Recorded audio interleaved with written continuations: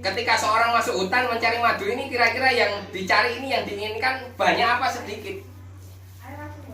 Banyak apa sedikit? Sedikit. Pasti banyak. Banyak. Tapi namanya hidup ya seperti itu.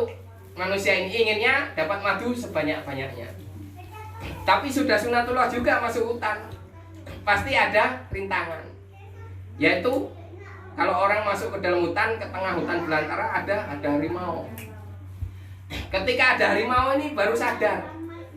Nah, ketika harimau ini orang sudah nggak mikir, pasti lari. Kira-kira orang yang awalnya pingin madu yang 1 gelas, 2 gelas, 1 gentong, 1 ember, ketika dikejar harimau, yang paling cepat lari yang mana? Sedikit. Yang paling sedikit, yang 1 gelas. Jadi ketika orang ini dikejar harimau, kira-kira gimana madunya yang 1 gentong? Pasti ditinggal, dilempar. Jadi nggak mungkin dia menyelamatkan madunya, pasti menyelamatkan dirinya. Jadi sebelum ketemu harimau, ketika di dalam hutan ini sebenarnya tadi lupa. Ketika di hutan ini, ketika jalan masuk ke dalam hutan yang makin lama makin gelap tadi, sebelum ketemu harimau, sebelum ketemu madu, kita ini sebenarnya di hutan ini yang bikin masih terang ini hanya 2 hal aja, yaitu apa? Bulan dan matahari. Jadi seorang ini tetap tahu arah dari arah terbitnya matahari dan tenggelamnya matahari, juga sinarnya bulan. Jadi kemana-mana orang berjalan ke hutan ini, selagi dia masih bisa lihat bulan, dia masih tahu arah. Selagi dia masih tahu arah matahari, terbit dari timur, tenggelam di barat, pasti dia tahu, oh terbit di timur, berarti timur sana. Tenggelam di barat, berarti barat di sana. Pasti orang masih tahu arah. Jadi itulah ketika seorang ini ingin masuk ke dalam hutan, pengen cari madu, pengennya dapat banyak. Tapi ketika ketemu harimau, ternyata yang sedikit yang lebih selamat. Dan ketika dikejar harimau, kira-kira baik yang banyak ataupun sedikit pasti lari. Baik yang dapat banyak ataupun sedikit pasti lari.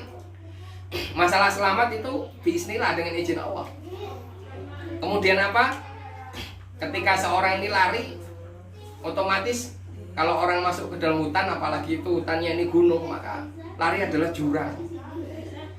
Dan di jurang ini ada suatu akar, yang mana akar ini adalah sesuatu yang mana dia lari, jika menyelamatkan diri maka berpegang akar ini. Jadi ini adalah ada maknanya. Maknanya apa? Dalam hidup ini, kita ini seperti masuk hutan.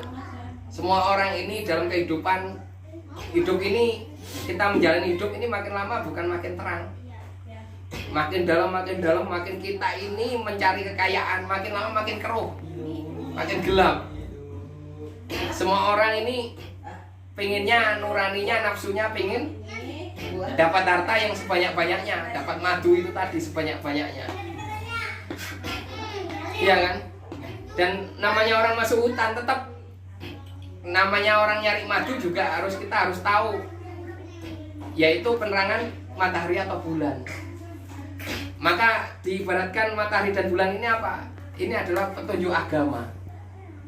Jadi petunjuk agama, orang yang masuk ke dalam hutan masih bisa selamat kalau dia senantiasa masih melihat arahan, yaitu bulan dan bintang, bulan dan matahari.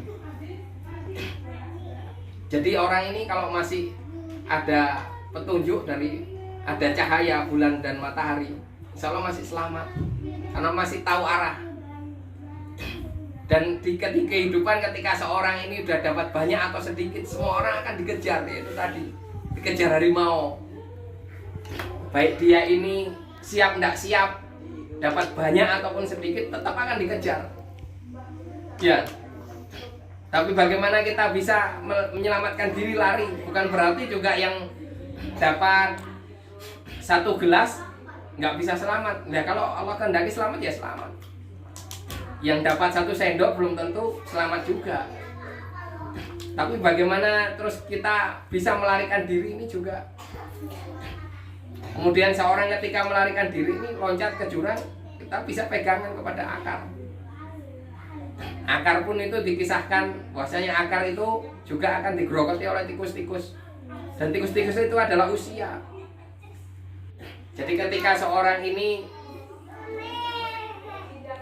dalam kehidupan seselamat apapun juga tidak bisa yang menyelamat, namanya menghindar kepada usia, batas usia.